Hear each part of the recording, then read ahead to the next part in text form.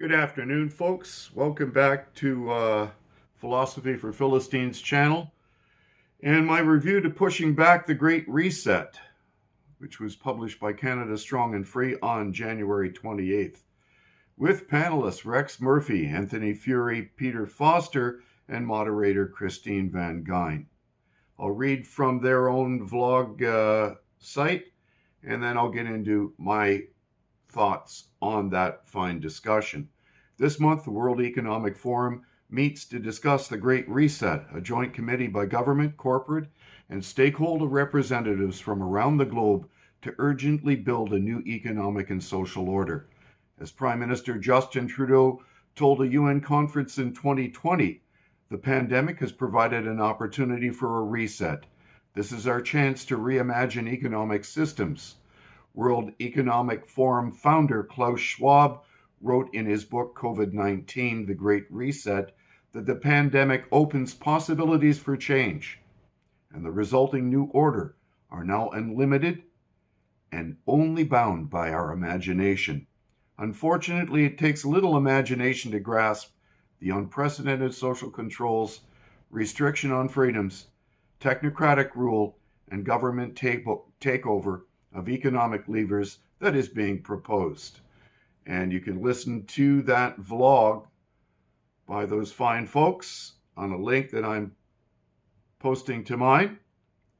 So my thoughts as to where we stand, re the Great Reset. The postmodern left are not brainwashed. Despite many classical liberals and conservatives being unable to conceive how people could choose a belief system which results in electing irrational political candidates who only hold office because they told many what they wish to hear. The very fact some wish to hear what they are being told is evidence of something far worse than brainwashing. Rather, it's proof the things they believe are utterly fantastic. Boys can become girls, left is right, and each of us is a totally subjective creature with an equal right to say what is true apart from facts and rational discourse. We are witnessing a massive pathological mindworm infecting huge portions of Western society, and those who accept the delusion love it. They love it, eh? I don't, but they do. Why do they love it?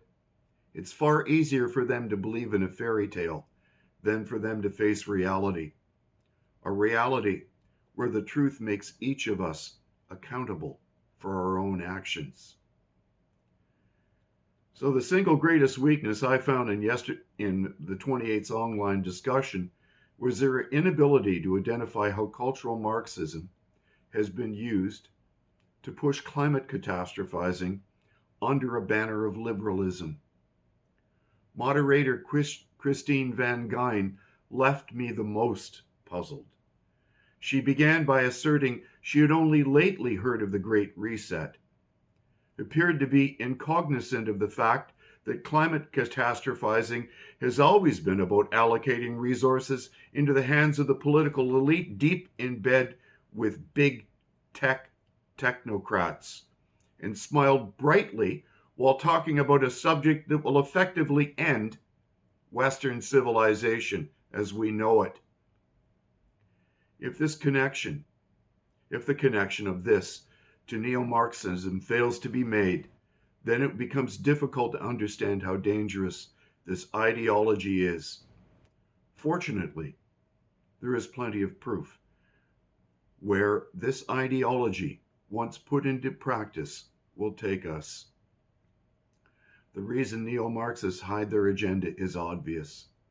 Communism has invariably proven to be so murderous and tyrannizing that no one could sell it as a viable option unless they have a pathological desire to bring about death and destruction.